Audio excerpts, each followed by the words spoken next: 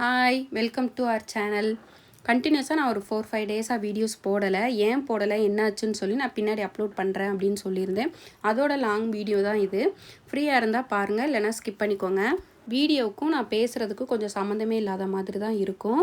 இது வந்து தீபாவளி முடிஞ்ச நெக்ஸ்ட் டேலேருந்து பாப்பாவுக்கு ஃபீவர் கோல்டு வந்து லைட்டாக ஸ்டார்ட் ஆச்சு. நாங்கள் இனிஷியல் ஸ்டேஜ்லேயே வந்து ஆண்டிப்பட்டியில் ஒரு கிளினிக்கில் வந்து எப்பயுமே பாப்பாவுக்கு ரெகுலராக அந்த கிளினிக்கில் தான் பார்ப்போம். அங்கே வந்து பார்த்தோம். பாப்பாவுக்கு கொஞ்சம் கொஞ்சமாக க்யூர் ஆக ஆரம்பிச்சிருச்சு. ஆனால் பாப்பா வந்து தம்பி கூட சேர்ந்து விளையாடிட்டே இருந்தா. அப்படியே தம்பிக்குமே லைட்டாக ஸ்டார்ட் ஆகிருக்கும் போல்.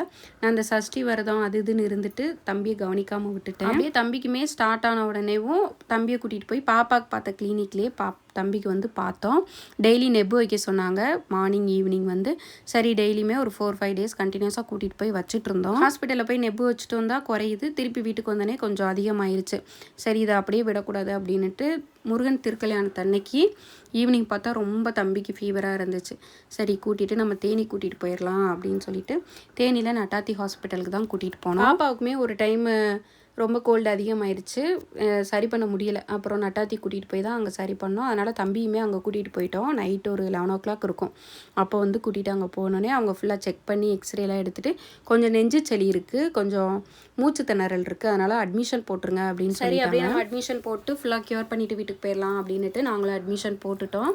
அங்கே வந்து தம்பி வந்து ரொம்ப ஏஜ் வந்து 8 months தான் ஆகுது. அதனால் இன்ஜெக்ஷன் எதுவுமே ஸ்டார்ட் பண்ண வேணாம், நம்ம இந்த டானிக்கு நெப்பு அதிலே வந்து க்யூர் பண்ணிடலாம், ஆனால் கொஞ்சம் லேட் ஆகும் அப்படின்னாங்க. நாங்களும் சரி ஓகே, இன்ஜெக்ஷன் வேண்டாம், அதிலே நம்ம க்யூர் பண்ணலாம் அப்படின்னு சொல்லிட்டு அப்படியே ஸ்டார்ட் பண்ணாங்க. ஃபஸ்ட்டு டே வந்து கொஞ்சம் குறையாமல் இருந்துச்சு. அப்புறம் இன்னும் நெஞ்சு சளி இருக்குதுன்னு சொல்லிட்டு சாச்சுரேஷன் போட்டு கொஞ்சம் எடுத்தாங்க. ஒரு 4-5 times வந்து சாச்சுரேஷன் போட்டு எடுத்தாங்க. அதில் நல்லாவே கொஞ்சம் குறைஞ்சிச்சு, ஃபீவரும் குறைஞ்சிருச்சு, கோல்டுமே குறைஞ்சிருச்சு. ஆனால் அந்த ட்ரை காஃப் மட்டும் இருந்துகிட்டே இருந்துச்சு. அவங்க வந்து ட்ரை காஃப் வந்து க்யூர் ஆக ஒரு 10 to 15 days ஆகும். நீங்கள் வந்து வீட்டுக்கு போங்க, நாங்கள் கொஞ்சம் நெப்பு வைக்கிறதுக்கு கொஞ்சம் மருந்து இதெல்லாம் கொடுக்குறோம், அதை போய் ஃபாலோ பண்ணுங்கள், சரியாயிரும் அப்படின்னு சொல்லி ஒரு 3 days அங்கே வந்து அட்மிட் ஆகியிருந்தோம். 4th day வந்து எங்களை வீட்டுக்கு அனுப்பிச்சி விட்டாங்க. ஆனால் எங்களுக்கு அந்தளவுக்கு நம்பிக்கை இல்லை, என்ன இன்னும் ட்ரை காஃப் இவ்வளோ இருக்குது, வீட்டுக்கு அனுப்பிச்சி விட்றாங்க அப்படின்னுட்டு. அப்புறம் சரி, அவங்க கொடுத்ததெல்லாம் வாங்கிட்டு வந்துட்டு நாங்கள் அப்போலோவில் போயிட்டு ஒரு நெப்பு மிஷின் வந்து வாங்கிட்டோம். அண்ட் வீட்டிலேயே நாங்கள் வந்து எப்படின்னு கேட்டுட்டு தம்பிக்கு வந்து நெப்பு வச்சுட்டே இருந்தோம். அவங்க கொடுத்த டானிக்குமே ரெகுலராக கொடுத்துட்டே இருந்தோம். அந்த நெப்பு வைக்க அவனுக்கு ரொம்ப ஓவராக இருமலாகிட்டே இருந்துச்சு. எங்களுக்கு கொஞ்சம் பயமாக இருந்துச்சு, ஒருவேளை நம்ம வைக்க தெரியாமல் வைக்கிறோமோ இல்லை என்னன்னு தெரியல அப்படின்ட்டு கொஞ்சம் லைட்டாக மட்டும் நெப்பு வச்சுட்டு இருந்தோம். கொடுத்த டானிக்கை ரெகுலராக ஃபாலோ பண்ணோம். அவங்க ஒரு 3 days கழித்து ரிவ்யூக்கு வாங்க அப்படின்னு சொல்லிட்டு 3 daysக்கு தான் டானிக் எல்லாமே கொடுத்து விட்டுருந்தாங்க. 3 daysமே முடிஞ்சிருச்சு.